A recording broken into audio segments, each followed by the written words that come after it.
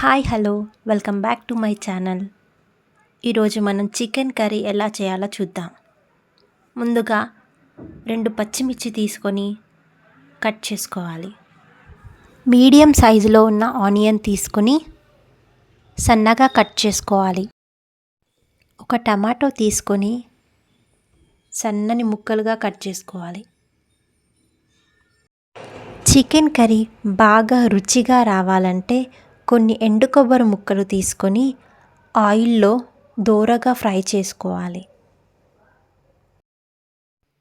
Fry చేసుకున్న ఎండు కొబ్బరి ముక్కలను మిక్సీ గిన్నెలోకి ట్రాన్స్ఫర్ చేసుకోవాలి. వాటిని ఫైన్ పౌడర్ వచ్చే వరకు మిక్సీ పట్టుకోవాలి.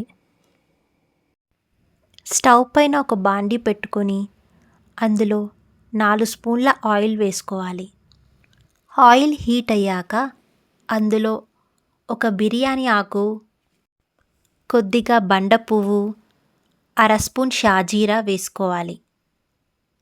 అవి కొద్దిగా ఫ్రై అయ్యాక మనం ముందుగా కట్ చేసుకున్న ఆనియన్స్, పచ్చిమిర్చి వేసుకోవాలి.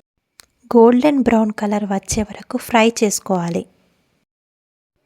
కొద్దిగా పుదీనా ఆకులని వేసుకొని కలుపుకోవాలి.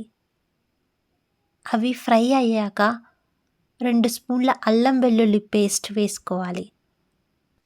అల్లం వెల్లుల్లి పేస్ట్ పచ్చి వాసన పోయే వరకు ఆయిల్లో ఫ్రై చేసుకోవాలి. అర స్పూన్ పసుపు వేసుకొని బాగా కలుపుకోవాలి. మనం ముందుగా కడిగి పెట్టుకున్న 750 గ్రాముల చికెన్ని వేసుకుందాం. చికెన్ని బాగా కలుపుకొని ఒక 5 మినిట్స్ కుక్ చేసుకోవాలి. తరువాత మూత పెట్టేసుకొని 10 నిమిషాలు మీడియం ఫ్లేమ్లో మగ్గనివ్వాలి. 10 నిమిషాల తర్వాత ఒకసారి మూత తీసి చూద్దాం. చికెన్ బాగా ఫ్రై అయిపోయిందండి.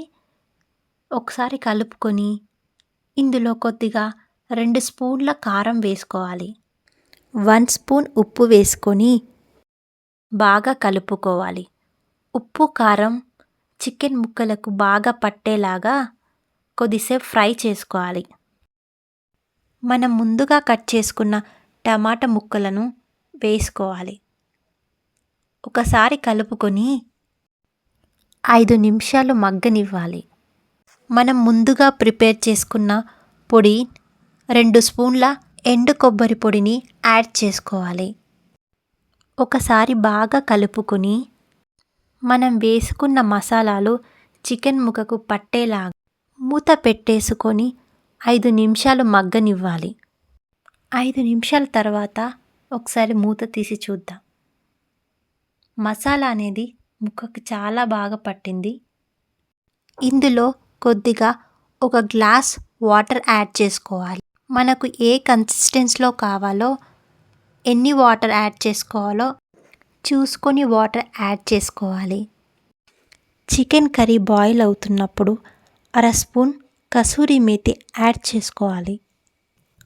ఒకసారి బాగా కలుపుకోవాలి. 10 నిమిషాలు చికెన్ కర్రీని బాగా ఉడకనివ్వాలి. చికెన్ ముక్క బాగా ఉడికిందండి. ఇప్పుడు మనం సగం నిమ్మకాయని తీసుకొని చికెన్ కర్రీలో పిండుకోవాలి. తరువాత 2 నిమిషాలు ఉడకనివ్వాలి. అర స్పూన్ గరం మసాలా వేసుకోవాలి. తరువాత కొద్దిగా పుదీనా, కొత్తిమీర వేసుకోవాలి.